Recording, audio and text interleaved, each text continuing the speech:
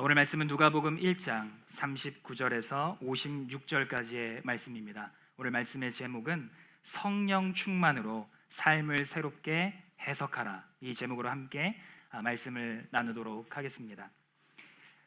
사랑하는 여러분, 우리가 이 땅을 살아가다 보면 우리의 삶 가운데 예상치 못한 일들이 다가올 때가 참 많습니다. 우리가 기대하지 않았던 것, 피하고 싶었던 일들, 그런 일들이 우리의 삶 가운데 찾아와서 우리를 두렵게 할 때가 있습니다. 여러분, 그런 순간들이 우리에게 찾아왔을 때 여러분 그 일들에 맞서서 어떤 식으로 반응을 하십니까? 때로는 우리가 당황스러울 때도 있고 그런 일들 다가올 때 두려울 때도 있습니다. 근데 어떤 분들을 보면 그 두려움의 일들을 만날 때 믿음으로 통과하시는 분들도 있습니다. 여러분, 저도 요즘에 그런 순간들을 좀 경험하고 있습니다. 여러분 다 잘 아시겠지만 며칠 전에 한규환 목사님이 안식년에 들어가면서 저에게는 참 무거운 짐이 어깨에 올라왔습니다. 갑작스럽게 3개월 동안 담임 목사 대행이라는 엄청난 또 그 부담을 또 이렇게 맡게 되었습니다. 저도 여러분들과 비슷한 시기에 목사님의 그 안식년 소식을 들었습니다. 여러분보다 조금 더 일찍 들었는데 그 소식을 듣고 나서 여러 가지 마음이 마음속에 들었습니다. 좀 부담스러운 마음도 있고 이 시간들을 어떻게 잘 감당할 수 있을까, 그런 어떤 책임감, 이런 것들도 이 마음 가운데 찾아오는 것을 보게 됐습니다. 이 책임감이 있었지만 동시에 그 부담스러운 그 마음, 저에게 찾아온 마음은 이런 거였습니다. 새벽 설교와 주일 설교를 잘 감당할 수 있을까? 평소에 하던 것은 그대로인데 설교의 횟수가 늘어나게 됐고 이 일을 내가 잘 감당할 수 있을까? 그런 부담이 찾아왔습니다. 그리고 새로 오신 전도사님 있습니다. 새로 오신 전도사님과 호흡을 잘 맞춰서 이제 처음 시작을 하는데 담임 목사님의 부재 가운데 호흡을 잘 맞춰서 성도님들을 둘이 잘 섬기며 갈 수 있을까? 그런 마음도 찾아왔습니다. 그리고 또 이런 마음이 있었습니다. 안식년 동안 성도님들이 떠나가면 어떡하지? 이런 부담. 제가 있을 때 떠나가시면 안 되잖아요. 그런 부담, 이게 찾아왔습니다. 그리고 여러분 잘 아시는 거겠지만 저희 집에 갓난쟁이 하나가 누워 있습니다. 지금 어제가 50일이었고 이제 생후 51일 된 우리 갓난아이 시아. 그래서 이 사역의 무게와 이 육아의 이 책임, 이것을 어떻게 병행하면서 이 맡겨진 일들을 잘 감당할 수 있을까? 여러분 지금 아시겠지만 지금 목이 쉬어가지고 찬양을 하고 사회를 보고 설교를 하니 안 그래도 유리 성대인데, 그래서 이 부담감들이 찾아왔다는 것입니다. 그래서 마치 거대한 파도가 밀려오는 것처럼 제 마음에 이렇게 탁 부딪혀 왔습니다. 여러분, 그런데 그 부담감을 가지고 그냥 그 자리에서 이렇게 머무를 수는 없으니 그 부담감을 가지고 주님 앞에 나아가서 엎드리기 시작했습니다. 기도의 자리에서 평소보다 더 뜨겁게 기도하게 되더라고요. 평소에 막 한 10분, 막 30분 부르셨다면 막 1시간, 막 1시간 반 부르시게 되더라고요. 그 시간에서 주님께 엎드려 제가 드렸던 기도는 이거였습니다. 주님, 부담이 있는 건 맞고 어려운 상황인 건 맞는데 이 상황 가운데 주님의 마음을 부어주시옵소서. 그런 기도를 드렸습니다. 이 상황 주님의 마음을 부어주시옵소서. 그리고 그 기도를 한 이후에 이런 기도를 드렸습니다. 주님의 놀라운 계획을 알게 하여 주시옵소서. 여러분, 우리가 삶 가운데 그런 두려움의 문제들을 만날 때 우리가 이런 기도를 통해서 나아가면 우리가 주님의 마음을 구하고 주님의 계획을 구하는 이 기도, 성도 여러분, 제가 이 경험을 나누는 이유는 단순히 저에게 일어난 그 일들을 여러분들에게 전달하기 위함은 아닙니다. 이 일을 나누는 이유는 여기 각자 앉아있는 우리 모두도 서로의 사정들을 정확하게는 모를지라도 각자의 삶의 현장에서 크고 작은 파도들이 우리의 삶 가운데 밀려오고 있는 것들을 다 하나씩은 경험하고 있다는 것입니다. 여러분, 그래서 이 내용들을 지금 함께 나누고 있습니다. 여러분, 수능을 망친 고3들이 있습니다. 내가 수능 망쳤는데 올해 어떻게 해야 되나? 재수를 한 번 더 해야 되나? 아니면은 내가 점수에 맞춰서 내가 원하지 않는 학교지만 가야 하나? 그런 고민이 있습니다. 여러분, 청년들 취업에 많이 도전합니다. 자소서 여러 군데 보냈는데 연락 오는 데가 없고 면접의 기회를 얻지 못하는 그런 안타까움 가운데 절망하는 청년들도 있습니다. 여러분, 성도님들이랑 대화를 해보면 이 중년에 접어들어 이제 은퇴를 앞두신 분들을 보면 참 많은 고민이 있습니다. 내가 한 가정의 가장인데 내가 과연 언제까지 생계를 책임질 수 있을까? 나 은퇴하고 나서 그 다음 회사에 내가 취업할 수 있을까?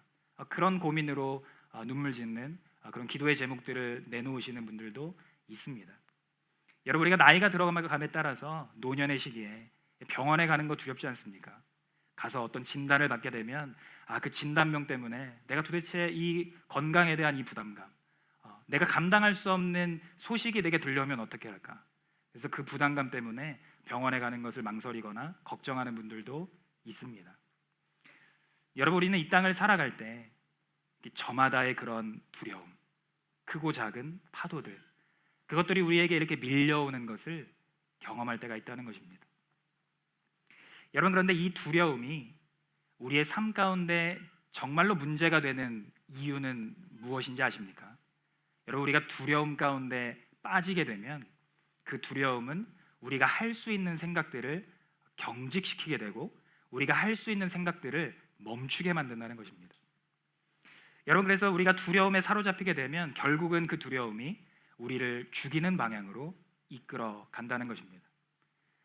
여러분, 우리가 잘 알고 있는 예화가 있습니다. 한 어린 선원이 어떤 냉동창고에 갇히게 됐습니다.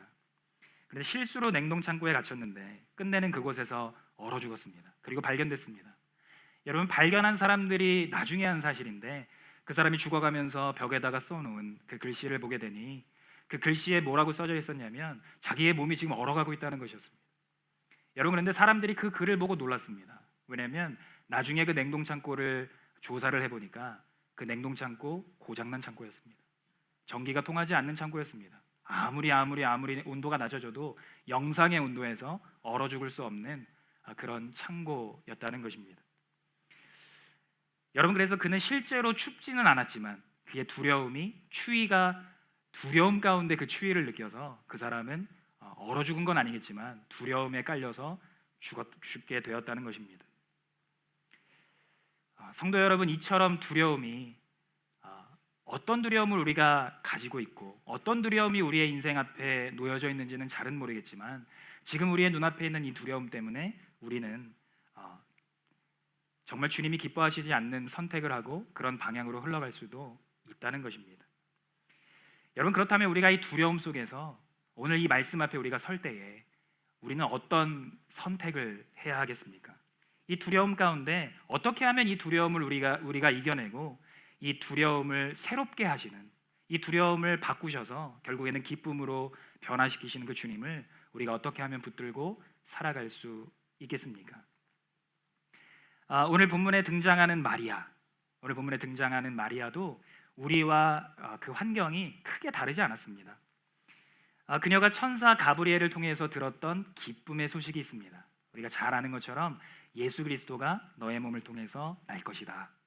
천사 가브리엘이 마리아에게 찾아와서 예수님이 날 거라고 그렇게 알려줬습니다. 여러분, 그 소식은 굉장히 놀라운 소식이었습니다. 아니, 나의 몸을 통해서 내가 아무것도 아닌 것 같은데 내 몸을 통해서 하나님의 아들이 이 땅 가운데 오다니. 여러분, 우리에게 가브리엘 천사가 나타나서 만약에 그런 내용들을 우리에게 말해준다면 여러분, 그거 우리가 감당할 수 있겠습니까? 아무리 높은 자리를 우리에게 지금 준다고 해도 우리가 감당할 수 있는 실력이 없다면 되게 부담이 되는 자리입니다. 여러분, 마리아는 영광스러운 그 소식 앞에서 기쁨으로 그 소식을 아멘 하면서 받았지만 나중에 그 기쁨에서 잠시 한 걸음 뒤로 물러서서 그 현장을 바라보게 되니 여러분, 그것은 마리아가 봤을 때 자신이 현실에서 겪어야 되는, 현실에서 마주해야 되는 그 현실은 굉장히 냉혹한 현실이었습니다. 그런데 그럼에도 불구하고 마리아가 결국에는 하나님의 계획 속에서 예수님을 낳은 그 위대한 어머니로 서게 되는 것을 우리는 말씀을 통해서 알고 있습니다. 여러분, 우리 오늘 마리아의 이 이야기를 통해서 하나님께서 두려움 속에 있는 마리아를 어떻게 변화시키시고 그의 삶을 어떻게 인도하셨으며 그의 삶을 어떻게 해석하시고 어떻게 바꾸셔서 결국에는 그 두려움이 찬양으로 바뀌게 하고 그 두려움이 기쁨으로 바뀌게 하셨는지 오늘 이 마리아의 삶을 통해서 우리가 주님의 은혜를 함께 나누고자 합니다. 우리 삶 가운데도 그 동일한 은혜가 우리에게도 넘쳐나게 될 줄 믿습니다. 여러분, 오늘 보면 세 가지로 한번 살펴보려고 하는데, 첫 번째는 이것입니다. 성령으로 채우면 기대하게 된다는 것입니다. 두 번째는 성령으로 채우면 우리는 해석하게 된다는 것입니다. 세 번째는 성령으로 채우면 우리는 변화하게 된다는 것입니다. 하나씩 우리가 한번 붙들고 살펴보도록 하겠습니다. 여러분, 첫 번째는 성령으로 채우면 우리가 기대한다는 것입니다. 여러분, 오늘 본문에 나오는 마리아는 천사 가브리엘로부터 하나님의 아들을 잉태할 것이다, 놀라운 소식을 들었습니다. 여러분, 우리가 어떤 직장에만 어떤 대기업에 들어가든 좋은 직장에 들어가면 우리가 막 자랑하고 싶잖아요. 우리 자녀가 어디 좋은 학교 갔다고 하면 어디 이렇게 알리고 싶고, 그런 마음이 우리에게 있습니다. 이렇게 어깨가 펴지고 목소리가 커지고 그렇습니다. 여러분, 마리아가 천사 가브리엘을 통해서 예수 그리스도의 그 탄생에 대해서 들었을 때 마리아는 그런 기쁨이 있었습니다. 여러분, 그런데 아까도 우리가 말했지만 마리아가 현실에서 짊어져야 하는 엄청난 무게들이 있었다는 것입니다. 여러분, 그 당시에 마리아는 요셉과 정혼한 사이였습니다. 요셉이랑 결혼을 앞두고 약혼을 한 사이였습니다. 근데 우리는 지금은 약혼이 그렇게 법적인 어떤 효력이 없을지라도 그때 당시의 약혼은 법적인 효력이 있는 약혼이었습니다. 그래서 약혼을 한 사람들은 1년 동안 시간을 갖고 서로가 서로에게 정결함, 내가 너에게 정결하고, 서로가 서로를 향해서 그런 자신의 정결함을 증명하는 그 시간을 1년 동안 보냈다는 것입니다. 여러분, 그런데 그 시간을 보내고 있는 마리아에게 그 기간에 하필이면 다른 기간에 그 천사 가브리엘이 찾아와서 예수 그리스도를 낳을 것이야, 요셉과 이미 결혼한 상태에서 그랬다면 크게 마음의 부담이 그래도 이렇게까지 있지는 않았을 텐데, 그 하필이면 그 자신의 정결함을 증명해야 되는 그 시기에 예수 그리스도를 임신한다는 것, 잉태한다는 것은 지금 치명적인 결과를 가져올 수도 있는 일이었기 때문입니다. 여러분, 당시에 이 기간 가운데 임신을 하게 되면 그 사람은 정결하지 못한 사람으로 율법에 의하면 돌로 쳐서 죽이게 되는 일들이 있었습니다. 여러분, 마리아 주님 앞에 신실한 여인이었습니다. 그런데 그가 이 일을 통해서, 예수 그리스도를 잉태하는 이 일을 통해서 자신이 간음한 여인이라는 오해를 받을 수도 있는 상황이었습니다. 여러분, 남편 될 요셉이 마리아를 그동안 어떤 눈빛으로 바라봤겠습니까? 여러분들이 서로의 배우자를 바라보면서 꿀이 뚝뚝 떨어지는 것처럼 여러분, 요셉도 마리아를 바라볼 때 사랑의 눈빛으로 바라봤을 것입니다. 그런데 마리아가 이 전체적인 현실을 감지하게 되니 요셉에게서 자신이 들을 말이 생각났습니다. 아니, 도대체 너 뱃속에 있는 아이는 누구 아이니? 이러면서 지금 요셉의 그 사랑스러운 눈빛이 지금 의심의 눈빛으로, 그래서 마리아는 이것을 경험해야 되는, 받아들여야 하는 그런 현실이 지금 마리아의 눈앞에 처해져 있다는 것입니다. 여러분, 천사 가브리엘이 나타났을 때는 굉장히 영광스러웠습니다. 하나님의 아들 내가 잉태하게 되는구나, 아멘, 주님 여종이 아멘 하며 나아갑니다, 저를 통해서 이루어 주십시오.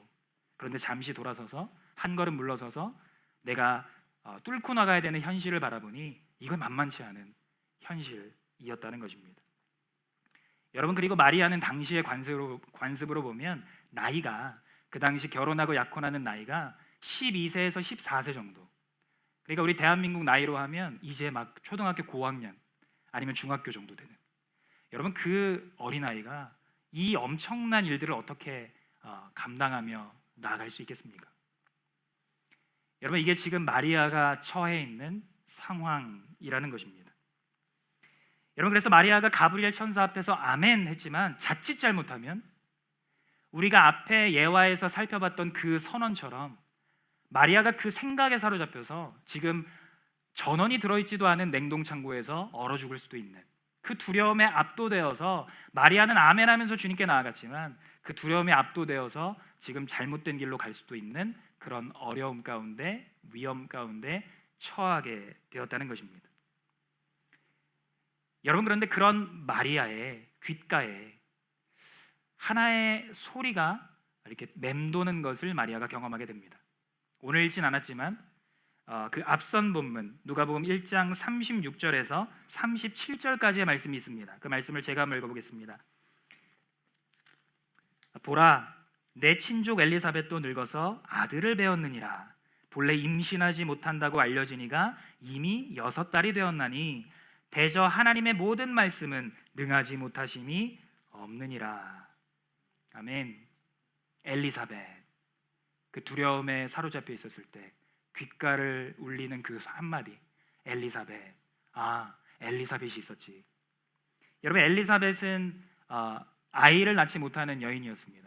노년에 이르기까지 아이를 못 낳다가 주님의 은혜 가운데 노년에 임신하고 우리가 잘 아는 것처럼 침례 요한을 잉태한 사람, 사가랴의 아내 엘리사벳이었습니다. 여러분, 그런데 그 뒤에 붙은 말씀 37절을 보니까 대저 하나님의 모든 말씀은 능하지 못하심이 없느니라. 여러분, 엘리사벳에게도 동일하게 마리아에게 천사 가브리엘이 찾아갔던 것처럼 엘리사벳에게도 천사가 찾아가서 너의 그 아들을 낳을 건데 요한이라고 하라, 침례 요한의 그 잉태 소식을 전달했습니다. 그러니까 엘리사벳은 이미 그 길을 걸어갔던 사람이었습니다. 그리고 지금 6개월 동안 아이를 뱃속에 품고 있는 여인이었습니다. 대저 하나님의 모든 말씀은 능하지 못하심이 없다. 여러분, 이 말씀이 두려워하는 그 마리아의 귓가를 사로잡게 되었습니다. 여러분, 그래서 두려움이 여전히 마리아의 속에 있었는데 마리아는 그 두려움을 마음속에 품고 엘리사벳에게 찾아가서 나는 지금 이제 들어서 내 인생을 어떤 식으로 하나님이 풀어가실지는 잘 모르겠지만 이미 6개월 전에 하나님이 그에게 나타나셔서 동일하게 임신이 불가능한 상태에서 아이를 갖게 하셨는데 하나님은 엘리사벳의 인생을 통해서 6개월 동안 무슨 일을 하셨는가? 그게 듣고 싶었던 거예요. 거기 가서 물어보면 내가 앞으로의 과정을 걸어갈 실마리를 얻을 수 있겠구나. 여러분, 그 마음이 마리아의 마음속에 이렇게 들어가게 됐다는 것입니다. 여러분, 우리 마음에 하나님의 말씀이 이렇게 심겨질 때가 있습니다. 그것이 막 강력하게 심겨질 때도 있고 아니면 누가가 지나가다가 하는 말이 하나님의 음성으로 들려서 우리 마음 가운데 심겨질 때도 있습니다. 여러분, 우리가 목장 모임을 하다가 누군가의 기도 제목을 통해서 그것이 나에게 하나님의 음성으로 다가와서 심겨질 때도 있고 우리가 매일 하는 큐티를 통해서 아니면은 마태복음을 낭독하는 그 시간을 통해서 그 한 구절이 나의 마음 가운데 다가와서 심겨질 때가 있다는 것입니다. 여러분, 그 말씀이 우리 가운데 심겨지게 되면 이렇게 뿌리를 내리게 되고 그 하나님의 말씀이 아무리 작은 불꽃처럼 보여도 우리의 삶 속에서 역사하는 것을 우리가 경험하게 된다는 것입니다. 여러분, 마리아에게는 오늘 본문 37절의 말씀, 엘리사벳, 대저 하나님의 말씀은 능치 못하심이 없도다.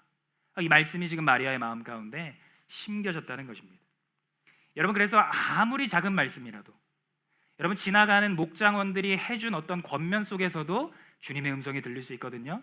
그 말씀이 우리 가운데 아무리 작은 말씀이라도 이거 주님이 주신 말씀인 것 같아. 그러면 우리 마음 가운데 그것을 믿음으로 심고 우리가 그 말씀을 믿음으로 심을 때에 그 말씀이 우리 가운데 자라기 시작한다는 것입니다. 여러분, 그 말씀은 활활 타오를 것입니다. 엘리사벳, 임신이 불가능한 그가 늙어서 아들을 배웠구나. 여러분, 마리아가 그 말씀 하나 붙들었습니다. 그 말씀 하나 붙들고 지금 어떻게 하냐면 오늘 말씀에 보면 150km 떨어진 곳 엘리사벳이 살고 있는 유대 한 동네로 마리아가 발걸음을 옮기고 있습니다. 여기 대략 일주일 정도를 가야 하는 거리였습니다. 여러분, 놀라운 것은 우리 가운데 말씀이 심겨지면요 우리가 행동하기 시작합니다. 여러분, 말씀이 우리 가운데 심겨지면요 우리는 가만히 있지 못하고 이렇게 움직이기 시작합니다. 누군가를 만나기 시작합니다. 어디를 가기 시작합니다. 말씀에 반응하기 시작합니다. 여러분, 어떤 사람의 마음 가운데 무엇을 사야겠다, 나 저거를 진짜 꼭 사야겠어, 이 마음이 들어가게 되면요 우리가 뉴스를 통해서 알지만 예전에 그 핸드폰 같은 거 처음 출시하고 이제 신형이 나오게 되면 여러분, 사람들이 그 매장 앞에서 텐트를 치고 그 매장 앞에서 그 줄서기 대행업체를 고용해서라도 내가 이 제품을 얻고 말겠다, 진기한 풍경들이 펼쳐지는 것을 우리는 보게 됩니다. 아마 오픈런을 하기도 하고 그렇습니다. 그러니까 우리 마음 가운데 어떤 마음이 심겨지게 되면 우리는 움직이게 된다는 것입니다. 여러분, 두려운 일을 만났을 때 우리의 모든 사고가 경직되고 냉동창고에 갇힌 그 선원 같은 그 입장에 우리가 섰을 때에 여러분, 하나님의 말씀이 우리 가운데 심겨지게 되면 우리는 기대하기 시작합니다. 여러분, 우리는 움직이기 시작합니다.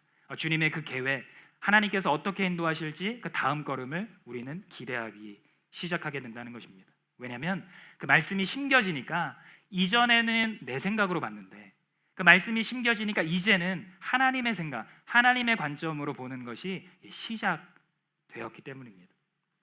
여러분, 마리아 마음속에 여전히 두려움이 있었습니다. 근데 150km 걸어갔습니다. 여러분, 마리아가 150km를 걸을 때에 빠르면 5일, 좀 시간이 걸리면 7일 정도의 시간이 걸렸을 텐데 그 길을 걸어가면서, 여러분 지금은 자동차 타고 가면 1시간 반이면 가지만 그때 당시에 걸어서 갔을 때 여러분, 마리아는 그 시간에 무엇을 하면서 걸어갔겠습니까? 하나님, 대저 하나님의 말씀에는 능치 못함이 없습니다. 엘리사벳, 나보다 먼저 그 길을 갔던 엘리사벳, 주님 이 일을 통해서 내게 무엇을 이루시겠습니까? 그 주님을 묵상하고 그 말씀을 붙들고 이 7일간의 시간들을 걸어갔다는 것입니다. 여러분, 누군가 저에게, 여러분 성도님들 중에서 누군가 저에게 와서 이렇게 물어보신다면,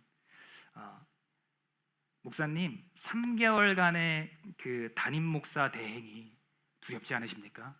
여러분도 혹시 저에게 와서 물으신다면 저는 아주 큰 목소리로 이렇게 대답을 할 것입니다. 예, 예, 대답할 것입니다. 배에 힘을 줘서. 오늘 첫째 주입니다. 12주를 더 가야 되는데 그 두려움. 여러분, 그런데 이 기도 가운데 이 두려운 마음을 가지고 주님 앞에 엎드렸을 때 이 두려움으로 그냥 머물러 있지 않더라고요. 이 두려움을 가지고 주님 앞에 엎드리니까 하나님께서 새로운 마음을 주시는데, 제가 이렇게 얘기했어요. 예, 주님, 저는 두렵습니다. 저는 부담감 있고 어떻게 될지 모르겠습니다. 이렇게 기도하고 난 이후에, 근데 주님, 저는 기대하고 있습니다. 이렇게 고백했어요. 기대하고 있습니다. 왜냐하면 하나님께서 부르셨다는 확신이 있기 때문입니다. 주님 실수하지 않는 분이다. 우리가 아까 고백했던 찬양처럼 주님 실수하지 않는 분이고, 주님은 내가 태어나기 이전부터 나를 아셨던 분이고, 주님은 이 시간을 디자인하신 분이고, 그 주님이 나를 이곳에 세우셨다면 주님은 이곳에서 나를 향한 계획이 있을 것이다. 그래서 그 주님의 계획이 무엇인지 지금 기도의 자리에서 엎드려서 주님께 묻고 걸어가고 있는 과정을 걷고 있습니다. 여러분은 지금 어떤 두려움 앞에 서 계십니까? 여러분, 그 두려움, 우리를 삼켜버릴 수도 있는 두려움입니다. 그 두려움 앞에서 여러분, 하나님의 말씀이 들려올 때, 이거 주님이 주신 것 같아, 그 마음이라도 우리가 느껴진다면 그 말씀을 우리의 삶의 현장에 심으시기를 바랍니다. 여러분, 그 말씀이 여러분의 마음에 믿음을 심게 될 것이고, 기대감을 불러일으키게 될 것이고, 그 다음 걸음을 걸어갈 수 있는 용기와 힘을 우리에게 공급해 준다는 것입니다. 여러분, 두 번째는 성령으로 채우면 우리가 해석하게 된다는 것입니다. 여러분, 마리아가 천사의 말을 듣고 난 이후에 산골로 갑니다. 아무것도 기대할 것 없는 것 같은 그 산골, 그 유대의 한 산골 마을로 서둘러 갔습니다. 아무 소망이 없는 것 같은 곳입니다. 여러분, 제가 남양읍에 처음 왔을 때 한숨을 쉬었습니다. 아이고, 남양사거리에 처음 갔는데, 제가 수원에서 왔거든요. 거기 100만이 넘잖아요. 수원에서 왔는데 여기 인구가 5만이고 남양사거리에 처음 갔는데 아무것도 없는 거예요. 카페도 없는 것 같고 아무것도 없어요. 근데 지금 많이 이제 발전을 했는데, 이 마을에 주님은 어떤 계획이 있으셔서 부르셨을까? 그런 마음을 갖게 됐는데, 여러분, 오늘 마리아가 이 유대 산골 마을에 달려갔다는 이유가 있습니다. 여기는 뭐 동네를 보고 간 게 아니라 그가 달려갔던 한 가지 이유, 그곳에 엘리사벳이 있었기 때문입니다. 엘리사벳이 있었기 때문에 거기 간 거예요. 여러분, 마리아는 계속해서 기도하면서 갔습니다. 150km 걸어갔습니다. 근데 그 기대와 한편으로는 두려움 가운데 그 두 가지의 마음이 막 왔다 갔다 하는 그 상태에서 엘리사벳의 집에 도착을 했어요. 그리고 나서 오늘 본문에 보니까 마리아가 엘리사벳의 집에 문안을 합니다. 똑똑똑 문안을 합니다. 여러분, 엘리사벳 집에 도착한 마리아는 그 집의 문을 똑똑똑똑 두드리면서 이렇게 기대했을 것입니다. 그 6개월의 시간을 먼저 걸어간 그 엘리사벳, 과연 나를 어떻게 맞아주게 될까? 내가 지금 겪은 이 놀라운 일, 엘리사벳에게 얘기하면 엘리사벳은 나에게 도대체 어떤 조언을 해줄 것인가? 그래서 내가 이 기대감 가지고 나왔는데, 두려움도 같이 가지고 나왔는데, 엘리사벳의 입술을 통해서 나오는 그 입술의 말을 통해서 과연 어떤 일들이 펼쳐지게 될까? 엘리사벳은 그런 생각을 가지고 문을 두드렸을 것입니다. 여러분, 문이 열렸습니다. 문이 열리고 마리아가 인사하는 그 순간에 마리아가 예상치 못했던, 전혀 예상치 못했던 반응으로 이 엘리사벳이 반응하기 시작합니다. 여러분, 엘리사벳 오늘 보면 성령으로 충만하다 이렇게 기록합니다. 여러분, 엘리사벳이 성령으로 충만한 게 어떻게 드러났냐면, 뱃속에 잉태한 요한, 그 침례 요한이 태중에서 막 뛰놀기 시작합니다. 그걸 보고 성령이 충만해서 뛰놀았다, 단순한 태동이 아니었고, 왜냐면 요한은 여러분 그 예수님의 앞길을 예비하러 오는 사람이었잖아요. 근데 지금 예수님을 잉태한 마리아가 오니 엘리사벳의 뱃속에 있는 그 침례 요한이 막 성령이 충만해서 막 반응하는 거예요. 주님이 오시는구나, 막 반응하기 시작합니다. 그러니까 엘리사벳도 6개월 동안 기도하면서 얼마나 많은 주님과의 교제가 있었겠습니까? 그러니까 엘리사벳도 알았던 거예요. 성령께서 임하셔서 요한이 지금 뱃속에서 춤을 추고 있구나, 뛰놀고 있구나. 그러면서 지금 엘리사벳이 42절에서 하나님의 관점으로 마리아의 상황들을 해석해 주기 시작합니다. 42절을 함께 읽겠습니다. 42절입니다. 시작. 여자 중에 네가 복이 있으며 내 태중의 아이도 복이 있도다. 42절이 아닌가 보네요.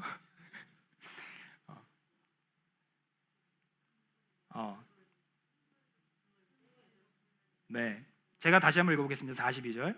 여자 중에 내가 복이 있으며 내 태중의 아이도 복이 있도다.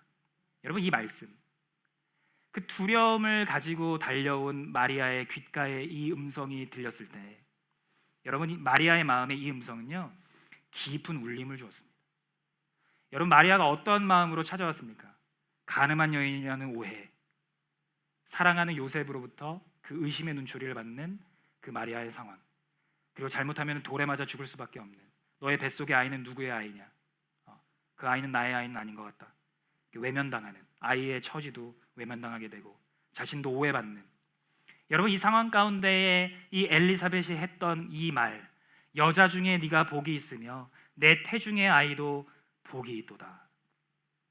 여러분, 그런 마리아에게 너는 복받은 존재야. 네 뱃속에 있는 배 외면당할 아이 아니야. 그 아이 복받을 존재야. 엘리사벳의 입술을 통해서 하나님께서 말씀하고 있다는 것입니다.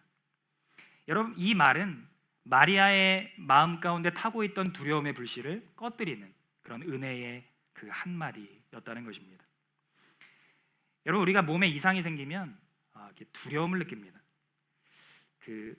잘 알았던 통증을 만나면 괜찮은데, 콧물이 좀 난다거나, 아니면 두통이 좀 있다거나, 기침을 좀 한다거나 이러면 그냥 감기인가 보다 하면서, 어떤 분은 그냥 종합감기약 사드시는 분도 있고, 그냥 오늘은 타이레놀 먹고 넘어가지 이러는 분도 있고, 어떤 분은 좀 걱정되면 병원 가서 저 감기인 것 같아요 그러면서 감기약 지어다가 드시는 분들도 있습니다. 여러분, 그런데 병원에서 의사 선생님이 나는 걱정을 잔뜩 하고 갔는데 괜찮아요, 이거 별거 아니네요, 약 그냥 일주일 정도 드셔보세요, 괜찮을 거예요, 이렇게 말하면 나는 거의 암인 줄 알고 갔는데, 마음에 이제 근심을 탁 내려놓은 채로 이렇게 그 병원을 나서는 우리의 모습을 여러분 기억하실 겁니다. 여러분, 심지어 어떤 분은 그 처방받은 약을 너무 마음이 놓여가지고 나 별일 아니래, 나 큰 병 아니래, 그냥 이거 일주일 약 먹으면 난대, 그래가지고 어떤 분 보면 그 약 지어가지고 그 약을 그냥 서랍에 넣어놓더라고요. 다 난 줄 알아요. 그냥 그 말 한마디만 들어도 너무 안심되는 거예요. 별거 아닙니다, 괜찮아요, 안심이 돼서 그 약도 안 먹는 분들도 있습니다. 여러분, 의사가 해준 그 한마디의 해석, 그 해석이 우리를 얼마나 평안 가운데 이끌어가는지 여러분, 우리 다 경험해 보셨을 것입니다. 여러분, 마리아와 엘리사벳의 만남도 이와 같았습니다. 6개월간의 불가능한 상황 속에서 이 침례 요한을 잉태했던 엘리사벳, 얼마나 많은 기도가 있었겠습니까? 그가 겪었던 그 주님과의 교제, 그리고 그가 지금 가지고 있는 하나님의 관점, 그것으로 마리아에게 말해줬을 때 마리아는 거기서 평안을 누리게 되었다는 것입니다. 하나님의 관점이었습니다. 여러분, 그래서 43절에서 엘리사벳이 이렇게 얘기합니다. 마리아를 통해 주님이 오시는구나. 그리고 이렇게 말합니다. 내 주의 어머니께서 내게 오시다니 43절에 보면 이게 어찌 된 일인가. 내 주의 어머니께서, 예수 그리스도로 잉태한 마리아, 내 주의 어머니께서 내게 오시니 어찌 된 일인가. 여러분, 엘리사벳의 이러한 고백이 마리아의 두려움을 기대로 바꾸게 되었습니다. 여러분, 우리의 두려움도 여러분 성령 안에서 해석이 된다는 것입니다. 여러분, 우리가 성령으로 우리를 채우면 주님의 말씀이 우리에게 기대감을 일으켰고 그 기대감이 우리를 그 다음 스텝으로 인도할 때에 성령으로 우리를 채우게 되면요, 우리가 가지고 있는 두려움도요 다시 해석하게 됩니다. 그 두려움이요, 그 두려움 그대로 남아있지 않습니다.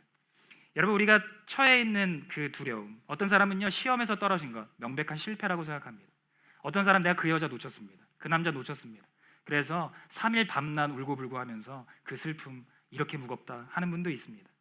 여러분, 어떤 분들은 가정 안에서 관계에 어려움이 있습니다. 그래서 눈 뜨면 내 옆에 있는 사람 계속해서 나와 관계 가운데 어렵기 때문에 이 사람 정말 어떻게 하면 좋을까, 10년 20년이 지나도 해결되지 않는, 그래서 내 인생이 어떤 짐같이 느껴지는 그런 관계들도 있을 것입니다. 여러분, 여전히 우리 가운데 남아있는 크고 작은 파도처럼 그 문제들이 있습니다.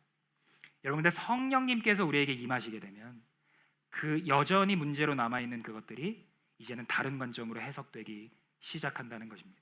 여러분, 오늘 그 은혜가 우리에게 있기를 축복합니다. 여러분, 왜냐하면 주님은 크고 비밀한 일을 우리에게 보이시는 분이기 때문입니다. 우리는 그 성탄 전야제 때 여기 그 선물 교환했었잖아요. 어떤 선물이 내 것일까 되게 기대하는 마음으로 봤는데 제가 받았던 선물은 두루마리 화장지였습니다. 이게 사이즈가 크고 작음이 중요한 게 아니고 그 안에 어떤 선물이 있는가. 여러분, 우리는 두려움이 있는 이유는 그 포장지 안에 뭐가 있는지 모르기 때문에. 여러분, 우리가 마주하고 있는 이 두려움, 그 안에 뭐가 숨겨져 있는지 주님은 아신다는 것입니다. 그래서 주님이 우리에게 임하시고 말씀하시면 그 두려움이 전혀 다른 해석으로 우리에게 해석된다는 것입니다. 여러분, 하나님은요 두려워하고 있는 우리를 그냥 두시지 않습니다. 그냥 두시지 않으시고 성령이 충만한 엘리사벳 같은 사람을 우리에게 붙여주십니다. 여러분, 제가 고백하면 6년이라는 시간 동안 저에게는요 한규현 목사님을 제 옆에 붙여주셨어요. 6년 동안.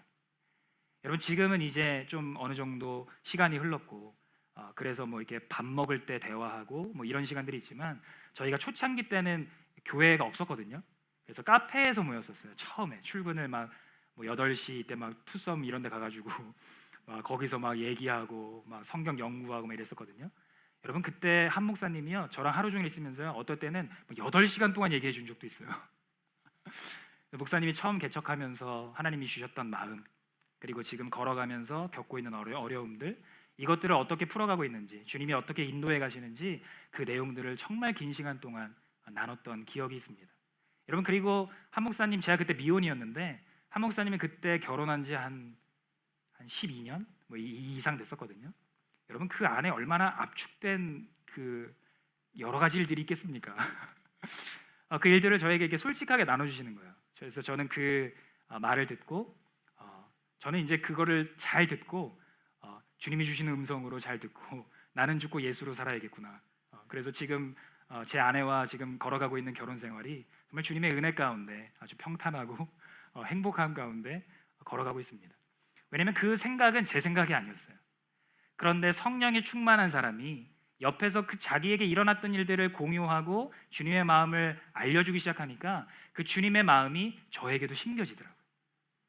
그 사람이 경험했던 하나님의 마음이 저에게도 심겨지더라고요. 그래서 그 마음으로 사역을, 그 마음으로 가정을 이렇게 걸어갈 수 있게 되더라고요. 여러분, 하나님께서는요 우리에게도 엘리사벳과 같은 사람을 붙여주셔서 우리에게 성령의 충만한 그 하나님의 생각들을 심어주실 줄 믿습니다.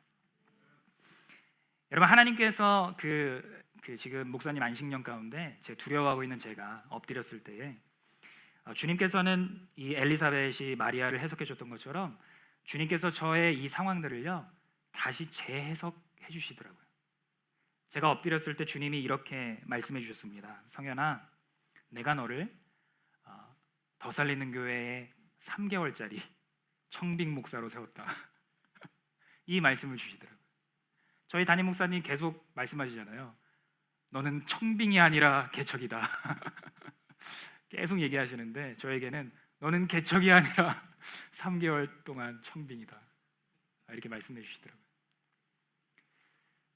여러분, 두려움이 여전히 있고 마음의 부담감들이 여전히 있지만 이 말씀이 제게 들려왔을 때 저는 그 이전과는 전혀 다른 관점으로 저의 이 3개월간의 시간들을 바라보기 시작했습니다. 이 주님이 3개월의 청빙 기간 가운데 어떠한 역사들을 이루어 가실까? 그래서 저의 그 전날의 한숨이 변해서 찬양이 되기 시작했습니다. 여러분, 이 찬양 아시잖아요. 전날의 한숨 변하여 내 노래 되었네. 전날의 한숨. 여러분, 이게 변해서 우리에게 기쁨의 노래가 되게 하실 줄 믿습니다. 여러분, 오늘 본문에 나오는 마리아도 오늘 본문이 마리아의 노래거든요. 마리아의 노래. 그 두려움을 갖고 왔던 사람이 과연 맞는가? 여러분, 오늘 본문을 보면요, 그 두려움을 가지고 있는 사람이 과연 맞는가 할 정도의 마리아의 노래가 오늘 본문에 등장하고 있습니다. 그 두려움이 변해서요 찬양이 됐어요.